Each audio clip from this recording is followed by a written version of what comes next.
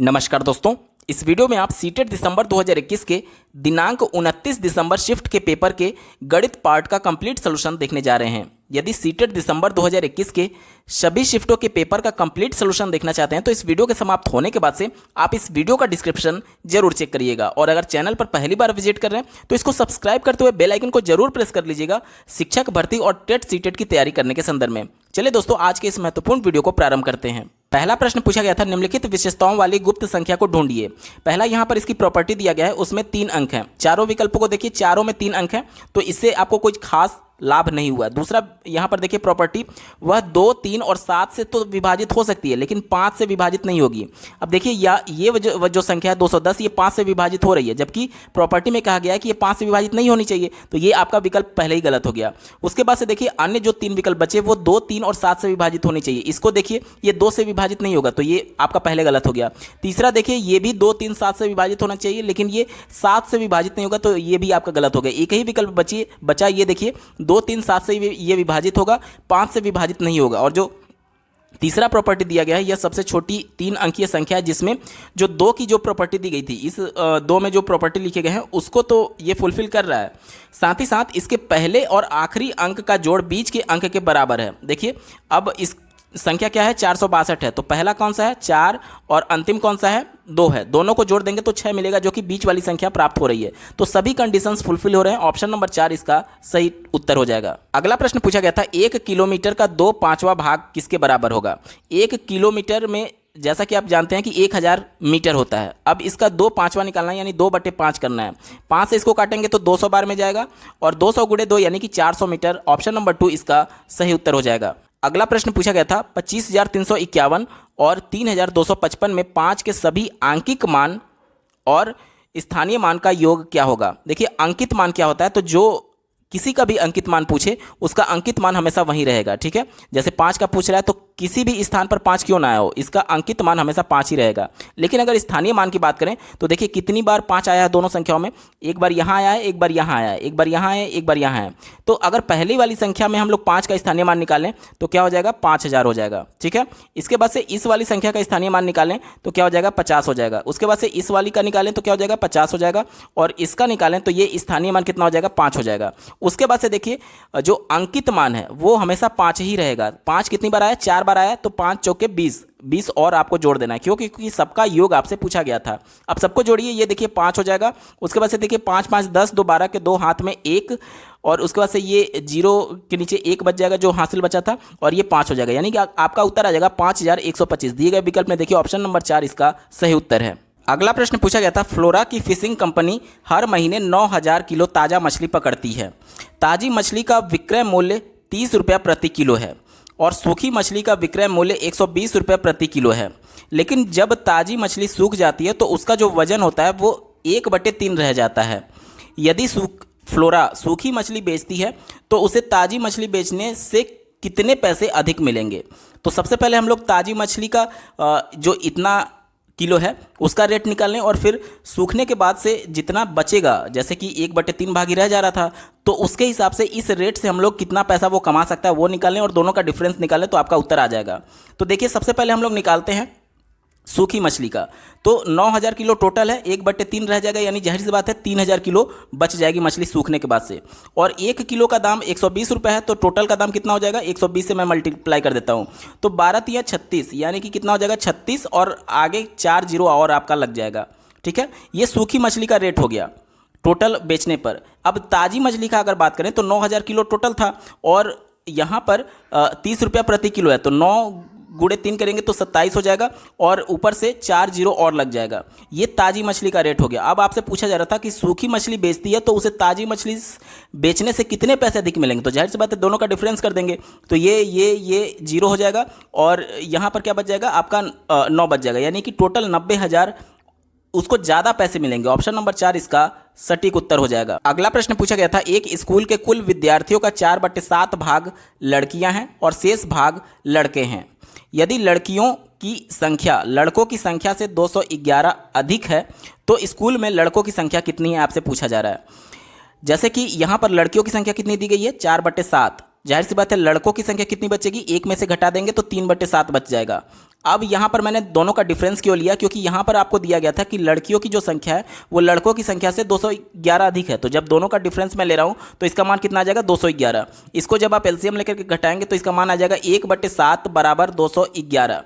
अब 1/7 क्या आया, 1/7 लड़कियों और लड़कों के बीच का अंतर है, और अगर मैं 7 का इधर तिर्यक गुणा कर दूं तो 1 क्या डिनोट कर रहा था, कुल विद्यार्थियों की संख्या, यानी कुल विद्यार्थियों की संख्या कितनी हो जाएगी 1477 हो जाएगी।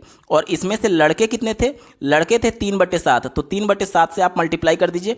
यहाँ से इसको काटेंगे तो देखिए 7 दूनी 14 और ये 11 और 3 से गुणा करेंगे तो 633 हो जाएगा, यानी कुल लड़कों की संख्या कितनी हो जाएगी, ऑप्शन नंबर 4 633 इसका सही जवाब होगा। अगला प्रश्न पूछा गया था, एक ईंट जिसकी लंबाई 20 सेंटीमीटर, चौड़ाई 10 सेंटीमीटर और इसकी मोटाई या फिर ऊंचाई कह लीजिए 5 सेंटीमीटर दी गई है। एक ईंट का कीमत 4 रुपये है। प्रवीण एक दीवार बनाना चाहता है जिसकी विमाएं, जिसकी लंबाई चौड़ाई और ऊंचाई आपको दी गई हैं। इस दीवार को बनाने के लिए ईंटों पर कितनी राशि खर्च करनी होगी। तो सबसे पहले तो हमें ये निकालना होगा कि कुल कितने ईंट लगेंगे। तो दीवार का आयतन में अगर एक ईंट के आयतन से भाग दे दें तो ईंटों की संख्या मिल जाएगी। उसके बाद से एक ईंट का रेट हमें दिया गया है, कुल ईंटों की संख्या में एक ईंट के रेट से गुणा कर देंगे तो टोटल कितना रुपया लगेगा ईंट पर खर्च करना पड़ेगा आपको ज्ञात हो जाएगा। तो चलिए सबसे पहले दीवार का आयतन निकालते हैं। यहाँ पर देखिए, यहाँ पर जो मात्रक है दोनों में डिफरेंस है, तो पहले इसको मैं एक मात्रक में करता हूँ। तो यानी लंबाई कितना हो गया दीवार का 100 सेंटीमीटर, 1 मीटर में 100 सेंटीमीटर होता है, ठीक है। इसके बाद से चौड़ाई कितना दिया गया 100 सेंटीमीटर और ऊंचाई कितना दिया गया है 5, और एक ईंट का क्या हो जाएगा 10 लंबाई है गुणे चौड़ाई कितना है, लंबाई इसका 20 था, ठीक है, चौड़ाई 10 हो गया और ऊंचाई कितना है 5 है। अब देखिए ये 20 से काटेंगे तो 5 बार में जाएगा, ये 5 से ये कट जाएगा, 10 से काटेंगे तो ये बचेगा आपका कितना 50 ईंट टोटल बचेगा। एक ईंट का दाम 4 रुपया है तो 50 ईंट का दाम कितना हो जाएगा 200 रुपया हो जाएगा। दिए गए विकल्प में देखिए ऑप्शन नंबर 3 इसका सही जवाब होगा। अगला प्रश्न पूछा गया था, दो संख्याओं का गुणनफल उनके क्रमों को पलटने पर भी समान रहता है, यह गुणधर्म क्या कहलाता है। प्रश्न आपसे ये पूछा जा रहा है, अगर 3 गुणे 5 है तो इसका क्रम अगर बदल दिया जाए यानी 5 गुणे 3 कर दिया जाए तो भी समान उत्तर मिलेगा। तो ये कौन सा प्रॉपर्टी है, तो ये क्रम विनिमय प्रॉपर्टी है, यानी कि यहाँ पर देखिए क्रम बदल दिया गया है, ठीक है, यहाँ पर क्रम बदल दिया गया है, बाकी इसका उत्तर सेम आएगा। तो ये क्रम विनिमय गुण है, ऑप्शन नंबर 2 सही जवाब होगा। अगला प्रश्न पूछा गया था, यदि एक वृत्त के व्यास को दुगना कर दिया जाए तो नई परिधि का पुराने वृत्त की परिधि से अनुपात क्या होगा। देखिए व्यास को दुगना किया जा रहा है, पहले तो हम जानते हैं कि परिधि होता क्या है, तो 2πr आप लोग जानते हैं परिधि होता है। इसमें से अगर पाई को हम लोग एक साइड कर दें तो 2r जो है ये इसका व्यास हो गया, क्योंकि r त्रिज्या थी और उसमें 2 से मल्टीप्लाई किया तो ये व्यास हो गया। यानी कि हम लोग सीधे तौर पर लिख सकते हैं कि जो वृत्त का परिधि होता है वो पाई इंटू डी होता है, डी मतलब कि डायामीटर, ठीक है, पाई डी आप लिख सकते हैं। तो पहले जो उसका व्यास था वो d1 था, पहले व्यास क्या था d1 था, और अब व्यास का हो जा रहा है d2 हो जा रहा है। तो d2 कहा जा रहा है कि d1 का दुगना है, ठीक है, तो अब क्या हो जाएगा पाई और 2d1 हो जाएगा, ठीक है। तो ये आपका नया परिधि हो जाएगा। और क्या कहा जा रहा था, नई परिधि का पुराने परिधि से अनुपात क्या होगा, यानी कि ये डिवाइडेड बाई पाई d1। तो इससे देखिए d1 से d1 कट जाएगा, पाई से पाई कट जाएगा, 2:1 आपका उत्तर हो जाएगा। दिए गए विकल्प में देखिए ऑप्शन 1 इसका सही उत्तर है। अगला प्रश्न पूछा गया था, कक्षा 5 का विद्यार्थी मनोज माया के घर से दूध लेने गया जो उसके घर की उत्तरी दिशा में 500 मीटर की दूरी पर है। वह वापस घर आने के बाद वह स्कूल गया जो उसकी घर की पूर्व दिशा में 1 किलोमीटर की दूरी पर है। स्कूल में उसे दोनों स्थानों का रास्ता बनाने के लिए कहा गया। उसने कागज पर सबसे पहले एक बिंदु बनाकर के H नाम दिया जो उसके घर को दिखाता है। फिर उसने माया के घर के लिए M और स्कूल के लिए S बिंदु बनाया। इनमें से सबसे उपयुक्त प्रदर्शन कौन सा होगा आपसे पूछा जा रहा है। तो जैसे जैसे उसने किया था वैसे वैसे हम भी कर देते हैं। पहले उसने क्या किया कि यहाँ पर एक बिंदु बनाया, इसका नाम उसने H दे दिया, ठीक है। H किसका घर है, ये मनोज का घर है। उसके बाद से वो 500 मीटर उत्तर की तरफ गया था, किसके लिए, दूध लाने के लिए माया के घर पे। तो यहाँ से उत्तर की अगर बात करें तो 500 मीटर जाहिर सी बात है उत्तर करेंगे तो ऊपर ही होगा, ठीक है। तो यहाँ से 500 मीटर ये उत्तर गया और इसको उसने M नाम दिया था, तो ये पॉइंट M हो गया। ये 500 मीटर है, ध्यान दीजिएगा 500 मीटर। उसके बाद से क्या कहा जा रहा है कि वह वापस घर आया था। अब ये माया का घर हो गया तो वापस घर आया, ऐसे वापस नीचे आ गया यानी इस बिंदु पर आ गया। अब कहा जा रहा है कि आने के बाद वह स्कूल गया जो उसके घर की पूर्व दिशा में 1 किलोमीटर की दूरी पर है। अब पूर्व की ओर गया तो यानी इधर गया होगा, जाहिर सी बात है। तो यहाँ पर कोई पॉइंट है S जो वो स्कूल पहुँच गया। जो 1 किलोमीटर की दूरी पर है। 1 किलोमीटर यानी कि सीधे तौर पर आप समझिए 1000 मीटर की दूरी पर है। यहाँ तक क्लियर। अब आपसे ये पूछा जा रहा है कि स्कूल में उसे दोनों स्थानों का रास्ता बनाने के लिए कहा गया। ठीक है, तो इनमें से कौन सा उपयुक्त होगा आपसे पूछा जा रहा है। देखिए पहला ऑप्शन देखिए, एस बिंदु एच बिंदु की दाईं ओर है। एस बिंदु जो है वो एच के दाईं ओर है, ये बिल्कुल सेटिस्फाई कर रहा है यहाँ तक। आगे पढ़िए, बनाया जाता है जिसकी दूरी एच एम से दुगनी है। अब यहाँ पर इसकी दूरी जो बोली जा रही है एच एस, वो एच एम से दुगनी है। जाहिर सी बात है, ये 500 मीटर है, ये 1000 है, तो ये भी सेटिस्फाई कर रहा है, यानी पहला विकल्प ही इसका सही उत्तर हो जाएगा। ऑप्शन नंबर 1 सही जवाब है। अगला प्रश्न पूछा गया था, एक वर्ग का परिमाप 48 सेंटीमीटर है। एक आयत का परिमाप इस वर्ग के परिमाप के बराबर है। आयत की लंबाई आयत की चौड़ाई से 4 सेंटीमीटर अधिक है। वर्ग के तथा आयत के क्षेत्रफल के बीच अंतर कितना होगा आपसे पूछा जा रहा है। ध्यान से समझिएगा, एक वर्ग दिया गया है जिसका परिमाप यहाँ पर 48 सेंटीमीटर है। वर्ग का परिमाप क्या होता है, 4 गुणे भुजा होता है, जिसका मान कितना दिया गया है 48। तो यहाँ से वर्ग का एक भुजा का मान कितना आ गया 12 सेंटीमीटर। यहाँ तक क्लियर।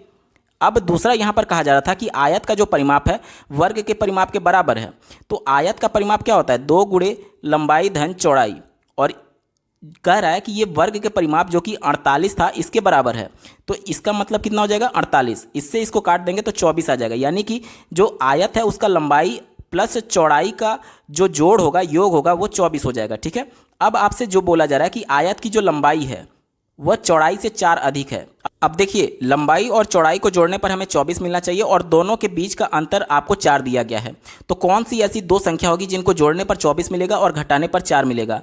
तो अगर लंबाई को मैं 14 मान लूँ और चौड़ाई को मैं 10 मान लूँ तो दोनों का योग कितना आ जाएगा 24 आ जाएगा, और दोनों का डिफरेंस कितना आ जाएगा, आप कहेंगे कि 4 आ जाएगा। यानी ये क्लियर हो गया कि जो इसकी लंबाई है वो 14 सेंटीमीटर है और जो इसकी चौड़ाई है वो 10 सेंटीमीटर है। अब क्या कहा जा रहा है कि वर्ग के तथा आयत के क्षेत्रफल के बीच का अंतर आपको बताना है।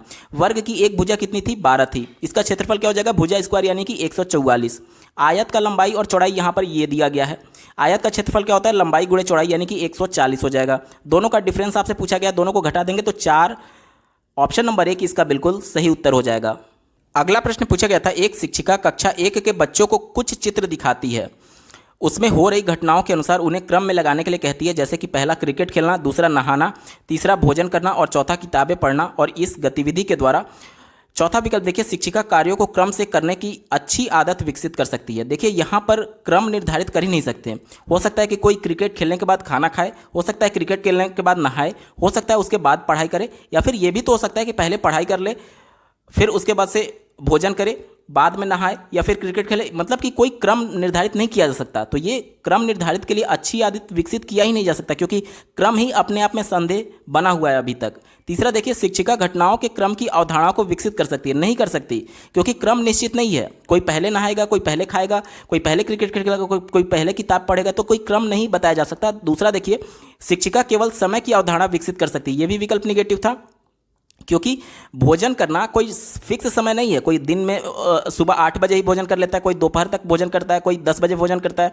तो इससे समय की अवधारणा विकसित नहीं की जा सकती। ठीक है, एक ही विकल्प बचा ऑप्शन नंबर 1। देखिए, शिक्षिका समय और घटनाओं के क्रम की अवधारणा नहीं पढ़ा सकती, क्योंकि ये घटनाएं किसी भी क्रम में हो सकती हैं। यही मैं बात कर रहा था कि इसका कोई क्रम निर्धारित नहीं किया जा सकता, सभी व्यक्ति के लिए अलग अलग हो सकता है। तो पहला विकल्प इसका सबसे ज़्यादा अप्रोप्रिएट है और यही आपका सही जवाब हो जाएगा। अगला प्रश्न पूछा गया था, एक घनाभाकार बक्सा 14 सेंटीमीटर लंबा, 11 सेंटीमीटर चौड़ा और 8 सेंटीमीटर ऊंचा है। मतलब कि एक घनाभाकार कुछ इस प्रकार से बक्सा है। ठीक है, आगे देखिए, एक घनाकार बक्से की भुजा 11 सेंटीमीटर दी गई है। एक घनाकार इस प्रकार से बक्सा है और इसकी भुजा 11 सेंटीमीटर आपको दी गई है। आगे पढ़िए, नेहा इन बक्सों में 1 सेंटीमीटर भुजा वाले घन पैक करना चाहती है, यानी इसमें भी 1 सेंटीमीटर भुजा वाले छोटे छोटे घन रखना चाहती है और इसमें भी 1 सेंटीमीटर भुजा वाले छोटे छोटे घन रखना चाहती है। अब आपसे ये पूछा जा रहा है कि घनाकार बक्से में पैक किए जा सकने वाले घनों की संख्या, मतलब इसमें जो टोटल घन आएंगे और इसमें जो टोटल घन आएंगे, इनका डिफरेंस आपसे पूछा जा रहा है। ठीक है, देखिए, सबसे पहले घनों की संख्या आप कैसे निकालेंगे। तो घन के लिए अगर बात की जाए तो घन का आयतन बटे एक छोटे घन का आयतन।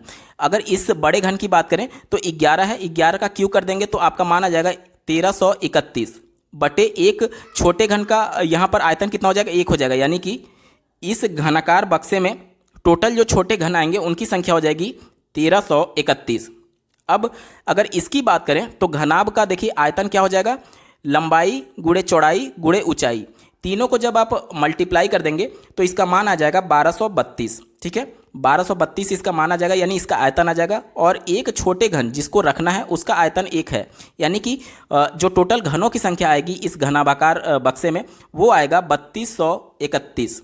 ठीक है, 3200 माफ़ कीजिएगा 32 आएगा, 3232। ठीक है, अब जब इस 3232 को हम लोग डिफरेंस करेंगे इसमें से, तो देखिए 11 में से 2 जाएगा तो बचेगा 9, फिर यहाँ बचा 2 यानी कि 12 हो गया, 12 में से 3 जाएगा 9, और ये फिर 12 हो जाएगा, 12 में से 12 कट करके 0 आ जाएगा, यानी कि 99 यहाँ पर टोटल एक तरीके से डिफरेंस आएगा। या फिर यूं कह सकते हैं कि जो घनाकार बक्सा है इसमें 99 घन ज़्यादा होंगे। यही आपसे पूछा गया था, ऑप्शन नंबर 1 सही उत्तर होगा। अगला प्रश्न पूछा गया था, दीपू अपने कमरे की चारों दीवारों को रंगना चाहती है। सभी दीवारें आयताकार हैं और आमने सामने की दीवारों की माप समान है। यदि आयताकार दीवारों का यहाँ पर आकार दिया गया, एक दीवार का माप ये है, तो जाहिर सी बात है इसके सामने वाला जो दीवार होगा उसका भी माप यही होगा, और दूसरा दीवार दिया गया है इसके सामने वाले दीवार की माप यही होगी। आगे बोला जा रहा है दीवारों को रंगने की कीमत 22 रुपया प्रति मीटर स्क्वायर है, तो दीवारों को रंगने की कुल लागत क्या होगी। देखिए, अब सबसे पहले आपको करना क्या है कि टोटल यहाँ पर चारों दीवारों का क्षेत्रफल निकाल लेंगे, और 1 वर्ग मीटर का दाम यहाँ पर दिया गया, तो जितना आएगा उससे मल्टीप्लाई कर देंगे, तो टोटल यहाँ पर कितना रुपया खर्च करना पड़ेगा आपको ज्ञात हो जाएगा। तो चलिए पहले क्षेत्रफल निकालते हैं। यहाँ पर एक दीवार का दिया गया है, देखिए 3.5 लंबाई गुणे चौड़ाई हो जाएगा, यानी कि देखिए 4 5 20 का 0 हाथ में 2, 12 और 2 14, यानी कि 14। अब इसके सामने वाला जो दीवार होगा उसका भी क्षेत्रफल इतना ही होगा, यानी टोटल 2 दीवारों का क्षेत्रफल हमारे पास कितना आ गया 28 मीटर स्क्वायर। ठीक है, अब जो दूसरा दीवार है उसका माप कितना है 4.5 गुणे 3.5। इसका क्षेत्रफल निकालने के लिए दोनों को जब आप मल्टीप्लाई करेंगे तो आपका मान आ जाएगा 15.75 आ जाएगा। अब चूंकि देखिए जो इसके सामने वाला दीवार है उसका भी क्षेत्रफल इतना ही होगा, यानी फिर से आपको इसमें 15.75 को जोड़ देना है। तो क्या आ जाएगा, देखिए 5 5 10 के 0 हाथ में 1, 7 2 14 1 15 के 5 हाथ में 1, 5 5 10 1 11 के 1 हाथ में 1, 2 और 1 3 हो जाएगा। यानी टोटल जो आमने सामने की दीवारें इनका क्षेत्रफल इतना हो गया, और पहले का कितना था 28 था, तो इसमें 28 में जोड़ दे रहा हूँ तो कितना आ जाएगा, देखिए 0.50 और ये 9 हो जाएगा और ये 5 हो जाएगा, यानी कि 59.5 मीटर स्क्वायर टोटल क्षेत्रफल हो गया। और 1 मीटर स्क्वायर को रंगने का खर्च कितना आ रहा था 22 रुपया आ रहा था। इसमें मल्टीप्लाई कर दीजिए तो देखिए 2 5 10 के 0 हाथ में 1, 9 दूनी 18, 1 19 के 9 हाथ में 1, 5 दूनी 10 और 1 11। इसी प्रकार से देखिए ये भी हो जाएगा 1190। इसको जोड़ेंगे तो 0 9 9 1 10 के 0 हाथ में 1, 2 और 1 3 और 1 ये हो जाएगा। यहाँ पे 10 लग जाएगा। टोटल जो आपका खर्चा होगा 1309 रुपया होगा। दिए गए ऑप्शन में देखिए ऑप्शन नंबर 1 1309 इसका सही जवाब होगा। अगला प्रश्न पूछा गया था, नई दिल्ली से भोपाल जाने वाली 4 रेलगाड़ियों के छूटने और पहुंचने का समय दिया गया है। ये सभी गाड़ियों का नाम है, ठीक है, और कब छूट रहा है और कब पहुंच रहा है ये दिया गया है। अब आपसे प्रश्न ये पूछा जा रहा है भोपाल पहुंचने में सबसे ज़्यादा समय कौन सा ट्रेन ले रहा है, आपसे पूछा जा रहा है, ठीक है। तो सबसे पहले भोपाल शताब्दी की अगर बात करें तो सुबह के 6 बजे ये चल रहा है और दोपहर के 2:07 पर ये पहुँच जा रहा है। अगर इसके बीच का डिफरेंस देखा जाए तो देखिए ये लगभग 8 घंटे का समय ले रही है। 8 घंटे 7 मिनट, कितना 8 घंटे और 7 मिनट का ये समय ले रही है। दूसरे ट्रेन की अगर बात करें तो ये देखिए रात के 8 बजे चलना शुरू कर रही है और अगले दिन दोपहर के 2:30 बजे पहुंच रही है, यानी कि 8.5 घंटे का समय ये ले रही है दूसरी ट्रेन। तीसरा अगर बात करें, तीसरे ट्रेन की बात करें तो देखिए रात को 8:10 पे चलना शुरू कर रही है और अगले दिन सुबह में 5:20 पे पहुंच रही है, यानी कि 8 से 12 बजे तक 4 घंटे और 5 घंटे आगे, यानी 5 घंटे 10 मिनट का ये समय ले रही है, 5 घंटे 10 मिनट का, ठीक है। अब देखिए अगला जो ट्रेन है ये रात को 22:25 पे चल रही है, यानी कि 10:25 पे रात्रि में, और सुबह अगले दिन 7:40 पे पहुंच रही है। तो यानी कि ये कितना समय लेगी, देखिए आपका कितना समय लग गया। अगर 10 बजे इसको मान लिया जाए तो 10 बजे से 2 घंटा इधर रात में हो जाएगा और 7 घंटा 9 घंटा और 9 घंटा 15 मिनट ये समय ले रही है, 9 घंटा 15 मिनट। तो टोटल सबसे ज़्यादा समय कौन ले रही है, ये वाली ट्रेन। कौन सी है ये, KELK SNSI super fast special. दिए गए विकल्प में देखिए ऑप्शन नंबर 4 इसका सही उत्तर हो जाएगा। अगला प्रश्न पूछा गया था, ईशा के अंकल का घर उसके घर से 150 किलोमीटर की दूरी पर है। 1 लीटर पेट्रोल से वह 15 किलोमीटर चल सकती है और 1 लीटर पेट्रोल 95 रुपये का है। उसके पास 2500 रुपये हैं। यदि वह कार से अपने अंकल के घर जाती है और ज़रूरत के हिसाब से पेट्रोल भरवाकर वापस भी आती है तो उसके पास कितने रुपए बचेंगे। देखिए 50 किलोमीटर जो दिया गया है, एक तरफ का डिस्टेंस दिया गया है, उन दोनों के बीच के घर के बीच की दूरी है, ठीक है। तो चूंकि वो जा भी रही और वापस भी आ रही, तो टोटल कितना डिस्टेंस कवर हो गया, 150 का 2 किलोमीटर, 150 गुणे 2 यानी कि 300 किलोमीटर, तो टोटल डिस्टेंस हो गया 150 जाने में और 150 आने में, ठीक है। अब देखिए यहाँ पर टोटल अगर बात करें कि 1 लीटर पेट्रोल से वह 15 किलोमीटर जाती है, तो टोटल उसे कितना जाना है, 300 किलोमीटर जाना है। तो अगर इसमें से हम लोग 15 से भाग दे दें तो कितना पेट्रोल चाहिए, इसका दाम हम लोग निकाल सकते हैं। तो 15 से जब आप इसको काटेंगे तो 20 लीटर टोटल पेट्रोल चाहिए उसको, जाने और आने को मिला करके। 1 लीटर पेट्रोल का दाम है 95 रुपया, 20 लीटर टोटल चाहिए, तो मैं इसमें मल्टीप्लाई कर दे रहा हूँ, तो यानी कि 1900 रुपया उसका टोटल खर्च होगा आने जाने में। उसके पास कितना रुपया है, 2500 रुपया है। तो जब 2500 में से 1900 वो खर्च कर दी तो कितना बचेगा उसके पास 600 रुपया शेष बचेगा। ऑप्शन नंबर 3 सही उत्तर होगा। अगला प्रश्न पूछा गया था, निम्न में वैन हील के सिद्धांत के अनुसार कौन सा क्रम ज्यामिति स्तर के लिए सही है। तो वैन हील ने एक सिद्धांत दिया था जिसके माध्यम से उन्होंने बताया कि बच्चे ज्यामिति किस प्रकार से सीखते हैं, यानी आकृतियों को देख करके वो कैसे रिएक्ट करते हैं। एक उदाहरण के माध्यम से मैं पूरा क्रम आपको समझाने की कोशिश करूंगा। मान लीजिए ये एक आयत है, तो वैन हिल ने बताया कि सबसे पहले बच्चे इसको दृश्यीकरण करेंगे, यानी इसको देखेंगे, उसके बाद से वह इसका विश्लेषण करते हैं। विश्लेषण करने का मतलब कि जो आपको आंकड़े दिए गए हैं उसको जुटा करके उस पर, उसके बेस पर किसी निष्कर्ष पर पहुंचना। तो बच्चे देखेंगे कि ये वाली भुजा छोटी है, ये वाली भुजा बड़ी है, तो ये विश्लेषण का पार्ट हो गया। उसके बाद से बच्चे क्या करेंगे, संबंध बनाते हैं। संबंध बनाने का मतलब कि ये वाली भुजा जो है वो इस भुजा के बराबर है और ये वाली जो भुजा है वो इस भुजा के बराबर है, तो ये बच्चे संबंध बनाते हैं। उसके बाद बच्चे निगमन करते हैं। निगमन करने का मतलब कि पहले नियम बनाएंगे। नियम कैसे बनाएंगे, जैसे देखिए, जैसे हम लोग पढ़ते हैं 2 गुणे लंबाई धन चौड़ाई इसका परिमाप होता है, तो ये नियम हो गया, ठीक है। तो संबंध बनाने के बाद बच्चों को समझ में आ गया कि चूंकि इसका परिमाप चारों भुजाओं का योग है, अब चूंकि यहाँ पर 2 भुजाएं बराबर हैं और ये 2 भुजाएं बराबर हैं, तो इस वजह से उन्होंने चारों भुजाओं को ना लिख करके उसमें एक भुजा और एक लंबाई एक चौड़ाई को लेकर के और 2 से गुणा कर दिया, तो ये नियम बन गया। इसके बाद से जो अंतिम चरण आता है वो स्वयं सिद्धता का आता है। अब बच्चे इस लायक हो जाते हैं कि अगर उनको ये बताया जाए कि ये मतलब बच्चे खुद से ये एक तरीके से चिंतन करने लगते हैं कि ये वाली जो भुजा है, लंबाई जो है वो अगर चौड़ाई के बराबर हो जाए तो ये आयत ना होकर के वर्ग बन जाएगा, तो ये स्वयं सिद्धता है। तो इसका क्रम क्या बना, सबसे पहले बालकों ने ज्यामिति को देखा यानी पहचान किया, उसके बाद से विश्लेषण किया कि इसमें ये वाली भुजा बड़ी है, ये वाली भुजा छोटी है। उसके बाद से उन्होंने संबंध बनाना स्थापित किया कि ये आमने सामने की भुजा बराबर है, ये संबंध स्थापित किया जा रहा है, ठीक है। उसके बाद से नियम उन्होंने बताया कि नियम बनाना वो शुरू करते हैं। कहने का मतलब कि नियम के बारे में जानते हैं कि इसका परिमाप क्या होगा, चारों भुजाओं का योग। तो यहाँ पर उन्होंने एक नियम बना दिया, 2 गुणे लंबाई धन चौड़ाई। उसके बाद से स्वयं सिद्धता आती है, इसमें वो ये देखते हैं कि अगर आयत की लंबाई चौड़ाई के बराबर हो जाए तो ये एक वर्ग बन जाएगा, मतलब खुद से उसमें और ज़्यादा एनालिसिस करने लगते हैं। तो ऑप्शन नंबर 2 इसका बिल्कुल सटीक उत्तर हो जाएगा। उम्मीद करता हूं आपको अच्छे से समझ में आया होगा। अगला प्रश्न पूछा गया था, निम्नलिखित में से कौन सा कथन गणित की प्रकृति के बारे में सही नहीं है। पहला दिया गया यह दिक् स्थान है, परिमाण और माप का विज्ञान है। ये बात बिल्कुल सही है क्योंकि मैथमेटिकल कैलकुलेशन करते हैं और हम लोग मेजरमेंट करते हैं गणितीय आंकड़ों के बारे में, ठीक है। तो ये बिल्कुल सही था, आपका उत्तर होगा। दूसरा देखिए, गणित ज्ञान सटीक, व्यवस्थित और तार्किक है। ये भी बात बिल्कुल सही है क्योंकि आप तर्क कर सकते हैं किसी भी गणितीय कैलकुलेशन को लेकर के, उसके बाद से जो उत्तर आएगा वो आपका सटीक आएगा। तो ये सब चीज़ इसको फुलफिल करता है। ये भी आपका सही था। चूंकि सही था इस वजह से उत्तर नहीं होगा क्योंकि नहीं आपसे पूछा गया, ठीक है। तीसरा देखिए, गणितीय भाषा अच्छी तरह से परिभाषित और स्पष्ट है। ये भी बात बिल्कुल सही है, तो इस वजह से आपका उत्तर नहीं होगा। लेकिन बात करें अगर ऑप्शन नंबर 4 की, तो यहाँ पर दिया गया गणित में सभी प्रमेय और अभिग्रहित प्रमाणिक तथ्य हैं। तो यहाँ पर कहा जा रहा है कि गणित में सभी प्रमेय हैं और अभिग्रहित प्रमाणित तथ्य हैं। तो केवल प्रमेय की बात नहीं की जाती है गणित में, ये थोड़ा संकुचित है, इस वजह से निगेटिव सेंस में यही है और यही आपका उत्तर हो जाएगा। अगला प्रश्न पूछा गया था, एक गणित की परीक्षा में सुश्री फातिमा ने एक प्रश्न सम्मिलित किया, यदि 2 संख्याओं का योग 17 है तो संख्याएं क्या होंगी। आपसे पूछा जा रहा है कि यह कि किस प्रकार के प्रश्न का उदाहरण है। तो ये मुक्त सिरे वाले प्रश्न का उदाहरण है। क्यों, ध्यान से समझिएगा, जब भी किसी प्रश्न का एक से ज़्यादा उत्तर सही हो तो वह मुक्त सिरे वाला प्रश्न होता है। कैसे, अब देखिए 17 बोला गया है कि 2 संख्याओं का योग 17 है, तो वो संख्याएं कौन सी होगी। कोई बच्चा इसको ऐसे भी लिख सकता है कि 2 संख्याएं 1 और 16 हो सकती हैं। दूसरा जवाब ये भी हो सकता है कि जो दोनों संख्याएं वो 2 और 15 हैं।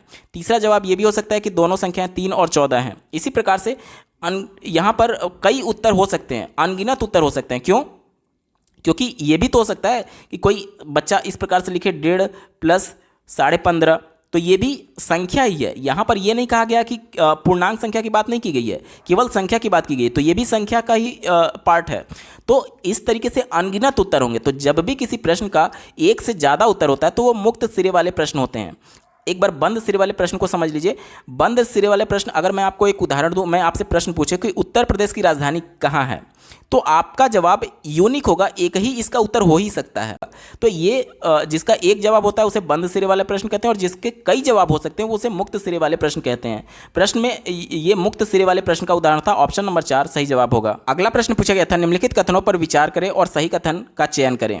यहाँ पर दिया गया पहला स्टेटमेंट, मानदंड दिया गया है कि संदर्भित आकलन विद्यार्थियों का किसी मापदंड के आधार पर मूल्यांकन करना है, और दूसरा दिया गया है मानक कि संदर्भित आकलन नैदांतिक परीक्षण और उपचारात्मक शिक्षण में उपयोगी होता है। देखिए, संदर्भित आकलन कहने का मतलब कि किसी टॉपिक के रेफरेंस में बात की जा रही है, तो किसी टॉपिक में जो उसका आकलन होगा वह निश्चित तौर पर उसके मापदंड के आधार पर मूल्यांकन होता है। तो ये बिल्कुल पॉजिटिव था, आपका उत्तर होगा। लेकिन अगर बात करें विकल्प नंबर 2 की, मतलब मानक जो दिया गया है, ये आपका उत्तर सही नहीं है। तो ऑप्शन नंबर 2 इसका सही जवाब हो जाएगा, केवल कथन ए सही होगा, ऑप्शन 2 इसका सही उत्तर है। अगला प्रश्न पूछा गया था, मनप्रीत के पास अच्छी गणितीय तर्कणा यानी कि तर्क करने की क्षमता है, ठीक है। तो ये पूछा जा रहा है, इसलिए इसके पास क्या होगा। चौथा विकल्प देखिए, सही गणितीय सूत्रों को याद करने की क्षमता। जब वो तर्क कर सकती है तो चीज़ों को रटेगी क्यों, ये निगेटिव था, आपका उत्तर नहीं होगा। तीसरा देखिए, त्रुटिहीन गणना करने की क्षमता। देखिए, उसका तर्क करने की क्षमता, इसका मतलब ये नहीं है कि वो कभी गलती करेगी ही नहीं करेगी। तो ये त्रुटिहीन गणना करने की क्षमता नहीं है, वो तर्क कर सकती है लेकिन हो सकता है कि कुछ गलती भी कर दे। तो ऐसा कोई आदमी हो ही नहीं सकता है जो कि बिल्कुल एरर प्रूफ हो। तो ये निगेटिव था, आपका उत्तर नहीं होगा। दूसरा देखिए, परिभाषा को पुनः स्मरण करने की क्षमता। वो तर्क कर सकती है, इसका मतलब ये नहीं कि चीज़ों को रटने लगे। और परिभाषा और पुनः स्मरण ये सब हमेशा निगेटिव सेंस देते हैं, ये आपका उत्तर नहीं होगा। एक ही विकल्प बचा, तार्किक और व्यवस्थित रूप से सोचने की क्षमता। ये बिल्कुल सही हो जाएगा, क्योंकि जब वो तर्क कर सकती है तो चीज़ों को तार्किक रूप से सोचेगी और व्यवस्थित रूप से सोच पाएगी। तो ऑप्शन नंबर 1 इसका सही जवाब होगा। अगला प्रश्न पूछा गया था, कोठारी आयोग 1964 से 1966 के अनुसार कौन सा सही है। तो कोठारी आयोग ने यह सिफारिश की थी कि कक्षा 1 से 5 तक के छात्रों के लिए गणित एक अनिवार्य विषय होना चाहिए जो कि सामान्य शिक्षा का हिस्सा हो। तो ऑप्शन नंबर 1 सही जवाब होगा। अगला प्रश्न पूछा गया था, निम्नलिखित में से कौन सा संख्या ज्ञान के विकास से संबंधित नहीं है। जो निगेटिव होगा वहीं आपका उत्तर होगा। पहले दिया गया है पंक्तिबद्धता। तो पंक्ति में कितने बच्चे खड़े हैं, क्या ये संख्या का ज्ञान इसे नहीं कराया जा सकता? बिल्कुल हो सकता है। पंक्तिबद्धता आपका एक पॉजिटिव था, इस वजह से उत्तर नहीं होगा, क्योंकि निगेटिव सेंस में उत्तर देना है।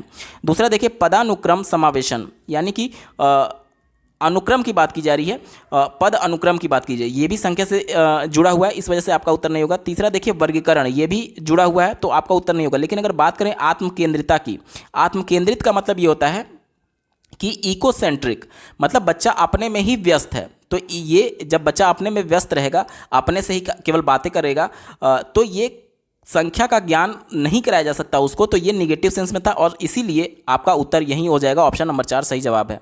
अगला प्रश्न पूछा गया था, गणितीय भाषा सहायक होती है। तो जो गणितीय भाषा होती है, आप पहला विकल्प देखिए, समस्या समाधान कौशल को विकसित करने में, ये बिल्कुल सही होगा। दूसरा देखिए, संप्रेषण और वाचन कौशल को विकसित करने में। देखिए, यहाँ पर वाचन कौशल मतलब कि एक तरीके से जो वक्ता होते हैं उनके कौशल की बात की जा रही है। तो इससे आप वक्ता नहीं बन पाएंगे, गणितीय भाषा से वक्ता नहीं बन पाएंगे, और इससे आपका कम्युनिकेशन अच्छा नहीं होगा। कम्युनिकेशन के लिए आपको भाषा की कक्षा लेनी पड़ेगी। तो जाहिर सी बात है, ये निगेटिव था दोनों, इस वजह से आपका उत्तर नहीं होगा। तीसरा देखिए, तार्किक विवेचन कौशल को विकसित करने में, ये विकल्प बिल्कुल सही है, आपका उत्तर होगा। तो ऑप्शन नंबर ए और सी इसका सही जवाब है। अब दिए गए विकल्प में देखिए, ऑप्शन नंबर 4 ए और सी इसका सटीक उत्तर हो जाएगा।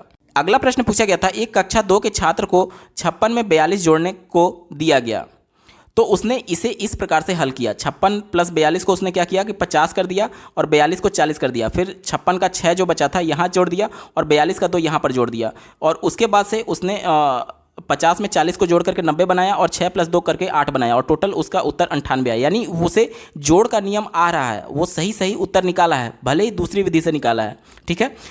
तो अब आपसे विकल्प पूछा जा रहा है। देखिए, कहा जा रहा है कि एक गणित अध्यापक के रूप में आपकी इस छात्र के प्रति क्या प्रतिक्रिया होगी। पहला दिया गया, छात्र को प्रश्न हल करने के लिए अपनी स्वयं की रणनीति अपनाने के लिए हतोत्साहित करना चाहिए, ये विकल्प निगेटिव है। देखिए, ये कहा जा रहा है कि बच्चा कोई दूसरी विधि से अगर हल कर रहा है तो उसको हतोत्साहित करिए, उसको एक ही विधि से करने के लिए बोलिए। तो इससे बच्चे में सृजनात्मकता नहीं आएगी। बच्चे के पास अपना मौलिक विचार है, इसी वजह से वो दूसरे तरीके से प्रश्न को हल कर पा रहा है। तो कभी भी बच्चे की मौलिक विचार को दबाने नहीं चाहिए। ये निगेटिव सेंस दे रहा है, आपका उत्तर नहीं होगा।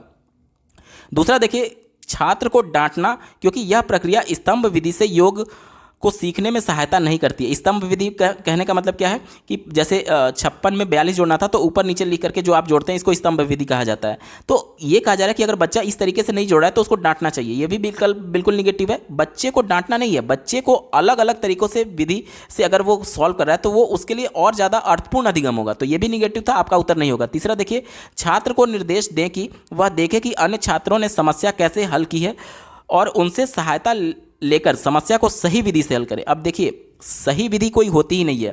किसी भी विधि से बच्चा सॉल्व कर रहा है, बच्चे को अधिगम कराने का उद्देश्य यह है कि बच्चे को जोड़ की प्रक्रिया आ जाए। अब जोड़ वो किस हिसाब से कर रहा है, किस नियम से कर रहा है, ये मतलब नहीं है, बस बच्चे को जोड़ आना चाहिए। ठीक है, तो ये भी निगेटिव था, इस वजह से आपका उत्तर नहीं होगा। एक ही विकल्प बचा। ऑप्शन नंबर 4, छात्र की प्रशंसा करें कि उसने प्रश्न को हल करने के लिए वैकल्पिक रणनीति का उपयोग किया, क्योंकि इससे रचनात्मक और आलोचनात्मक चिंतन में वृद्धि होगी। ये विकल्प बिल्कुल पॉजिटिव है। इससे दूसरे बच्चे भी मोटिवेट होंगे कि वो अपने अलग विधि से प्रश्न को सॉल्व करें या फिर मौलिक तरीके से चीज़ों को सोचना सीखें, और इसमें रचनात्मक चीज़ों के बारे में और साथ ही साथ आलोचनात्मक चिंतन में वृद्धि होगी। तो ऑप्शन नंबर 4 इसका सटीक उत्तर है। अगला प्रश्न पूछा गया था, निम्न में से कौन सा सहयोगिक और सक्रिय अधिगम को प्रोत्साहित करता है। पहला देखिए, छात्र कक्षा में हुए विचार विमर्श द्वारा विकसित मानदंडों के आधार पर आकृतियों का वर्गीकृत करें। यहाँ पर विचार विमर्श की गई है, यानी कि कहीं ना कहीं ये सहयोगात्मक कक्षा और सक्रिय अधिगम का ये प्रोत्साहन करेगा। पहला विकल्प पॉजिटिव था। आगे देखिए, शिक्षक 2 अंकों वाली संख्याओं की गुणन की प्रक्रिया शेयर साझा करते हैं और छात्रों को उसी प्रकार के प्रश्नों को अभ्यास करने के लिए प्रोत्साहित करते हैं। यहाँ पर अभ्यास करना यानी ड्रिल करना, बार बार उसी चीज़ को अभ्यास करने की बात की जा रही है। इससे बच्चे मशीन बनेंगे, ना कि सक्रिय अधिगम को प्रोत्साहित मिलेगा। तो ये आपका गलत हो गया, निगेटिव था। तीसरा देखिए, छात्रों को निर्देश दें कि वे प्रश्नों को हल घर पर करें और उसे अध्यापक के पास जमा करें। यहाँ पर बच्चे एक्टिवली पार्टिसिपेट नहीं कर पा रहे हैं, तो ये भी निगेटिव था, आपका उत्तर नहीं होगा, क्योंकि बच्चे घर पर जाएंगे तो जाहिर सी बात है सभी बच्चे अलग अलग हैं। अब बच्चे अगर एक तरीके से समूह में कार्य करते हैं तो ये सहयोगात्मक होता, और अगर घर स्कूल में ही करते तो ये एक्टिव होता। तो ये दोनों इसमें गायब है, इस वजह से ये निगेटिव था, आपका उत्तर नहीं होगा। अगला प्रश्न पूछा गया था, एक अध्यापिका छात्रों को निम्नलिखित सवाल देती है, निम्न संख्याओं के युग्मों में बड़ी संख्या पर घेरा लगाइए। यहाँ पर 3 सवाल दिए गए हैं और पूछा गया है कि इनमें से कौन सी संख्या बड़ी है। ठीक है, जैसे कि ए में दिया गया है 9 × 3 या फिर 9/3, इनमें से बड़ा कौन होगा। फिर 9 × 0.3 या 9/3, इनमें कौन सा संख्या बड़ा आएगा, आपसे पूछा जा रहा है। तो इस प्रकार के प्रश्न का उपयोग अध्यापिका कर सकती है। किस लिए कर सकती है, आपसे पूछा जा रहा है। तो देखिए, पहला विकल्प दिया गया है पूर्ण संख्याओं के गुणन और विभाजन के आकलन के लिए। यहाँ पर कहा जा रहा है कि पूर्ण संख्या, यहाँ पर आप देखेंगे विकल्प में दशमलव में भी बात की गई है, तो ये सभी संख्याएं पूर्ण नहीं है, इस वजह से ये आपका निगेटिव था, उत्तर नहीं होगा। तीसरा देखिए, तीसरा बोला जा रहा है कि यह आंकने के लिए कि छात्र को 3 या 9 के पहाड़े याद हैं या नहीं। तो देखिए, 3 और 9 के पहाड़े याद कराने के लिए दूसरी विधि भी अपनाई जा सकती थी, वहाँ पर भाग देना और फिर गुणा करना ये जरूरी नहीं था। तो ये भी आपका निगेटिव सेंस है, उत्तर नहीं होगा। चौथा देखिए, पूर्ण संख्याओं की तुलना करने के लिए, फिर पूर्ण आ गया, ये आपका उत्तर नहीं होगा, क्योंकि दशमलव की भी बात की गई थी, तो ये निगेटिव है, आपका उत्तर नहीं होगा। एक ही ऑप्शन बचा, ऑप्शन नंबर 2 देखिए, कहा जा रहा है नैदानिक परीक्षण के रूप में इसका प्रयोग दशमलव संख्याओं में गुणन विभाजन की भ्रांतियों को संबोधन करने के लिए किया जा सकता है। ये विकल्प सबसे पॉजिटिव और यही आपका उत्तर होगा, क्योंकि जो दशमलव वाली संख्या है उसमें आप देख रहे हैं कि दशमलव से भी गुणा किया गया, दशमलव से भाग भी किया गया, यानी दशमलव वाली संख्याओं के गुणन और विभाजन की भ्रांतियों से संबंधित बच्चों में क्या समस्याएं हैं, निदानात्मक परीक्षण के माध्यम से उन समस्या को टारगेट किया जा रहा है टीचर के द्वारा। ऑप्शन नंबर 2 सबसे सटीक उत्तर हो जाएगा। अगला प्रश्न पूछा गया था, निम्न में से कौन सी गणितीय प्रक्रिया नहीं है। जो निगेटिव होगा वहीं आपका उत्तर होगा। पहला देखिए, समस्या समाधान, जाहिर सी बात है, किसी प्रॉब्लम को आप सॉल्व कर रहे हैं, मैथमेटिकल कैलकुलेशन कर रहे हैं, तो ये गणितीय प्रक्रिया है। ऑप्शन 1 पॉजिटिव था, इस वजह से उत्तर नहीं होगा। दूसरा देखिए, दृश्यीकरण, आपको ज्ञात होगा कि वैन हील ने जो ज्यामितीय सिद्धांत दिया था उसके अनुसार पहला चरण उन्होंने दृश्यीकरण बताया था, यानी कि बच्चे ज्यामिति किस प्रकार से सीखते हैं। सबसे पहले वो विजुअलाइजेशन करते हैं, यानी कि चित्रों को देखते हैं, तो ये गणित का पार्ट है, इस वजह से आपका उत्तर नहीं होगा। तीसरा देखिए, निरूपण, निरूपण का मतलब क्या होता है कि मैपिंग, जैसे कि आज एक बच्चे ने कुत्ते को भौंकते हुए देखा, ठीक है, कुत्ते को भौंकते हुए देखा। अब अगले दिन अगर वो कुत्ता नहीं भी देख रहा है तो भी वो समझ जाएगा कि ये कुत्ते के भौंकने की आवाज़ है, भले वो कुत्ते को प्रत्यक्ष रूप से नहीं देख रहा है।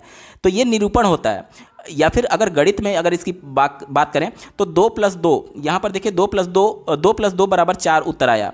तो अगला बार जब उसको प्रश्न दिया जाएगा 3+3, तो यहाँ पर उसको ज्ञात हो चुका कि ये जो कॉन्सेप्ट हमने यहाँ पर अप्लाई किया था वही कॉन्सेप्ट यहाँ पर अप्लाई करना है। मतलब एक परिस्थिति के चीज़ों को दूसरी परिस्थिति में अप्लाई करना, यही निरूपण है। तो ये भी गणित में होता है, इस वजह से आपका उत्तर ये भी नहीं होगा। लेकिन अगर बात करें ऑप्शन नंबर 4 की अनुकूलन, तो ये इसका सही जवाब है, क्योंकि ये नहीं होता है गणितीय प्रक्रिया। इसका मतलब क्या हुआ, अनुकूलन जीन पियाजे द्वारा दिया गया एक महत्वपूर्ण शब्द है। इसका मतलब ये हुआ कि बच्चे किस प्रकार से चीज़ों को देख करके सीखते हैं और रिएक्ट करते हैं। पहला उन्होंने बताया था कि बच्चे अपने माइंड में स्कीमा बनाए रहते हैं, और जो चीज़ अगर वो पहले से उनके माइंड में सेव है, तो अगर वो उसमें नई चीज़ देखते हैं और कोई अंतर नहीं कर पाते हैं तो वो पहले वाले स्कीमा में सेव करते हैं।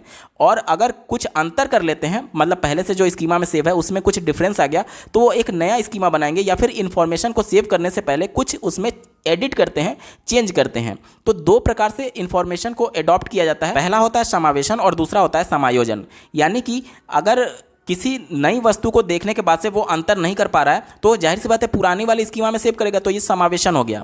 और अगर कुछ अंतर कर ले रहा है और उसकी वजह से पुराने वाले स्कीमा में या फिर इन्फॉर्मेशन में कुछ चेंज करने की जरूरत पड़ रही है, तो ये समायोजन होगा। तो इस प्रकार से बच्चे इन्फॉर्मेशन को अपने माइंड में यानी स्कीमा में सेव करते हैं। तो इन्हीं दोनों प्रोसेस को, समावेशन और समायोजन के प्रोसेस को मिला करके अनुकूलन कहा जाता है। तो इसमें कोई भी गणितीय प्रक्रिया नहीं होती है। तो ये आपका सही जवाब हो जाएगा, क्योंकि प्रश्न में आपसे नेगेटिव वाला ही पूछा गया था। अगला प्रश्न पूछा गया था, प्राथमिक स्तर पर शाब्दिक समस्याओं यानी इबारती वाले सवालों को शामिल किया जाना चाहिए क्योंकि। चौथा विकल्प देखिए, ये हल करने में आसान होते हैं, इसलिए विद्यार्थियों को गणित में बेहतर अंक प्राप्त करने में मदद मिलती है। ये विकल्प निगेटिव है। क्यों?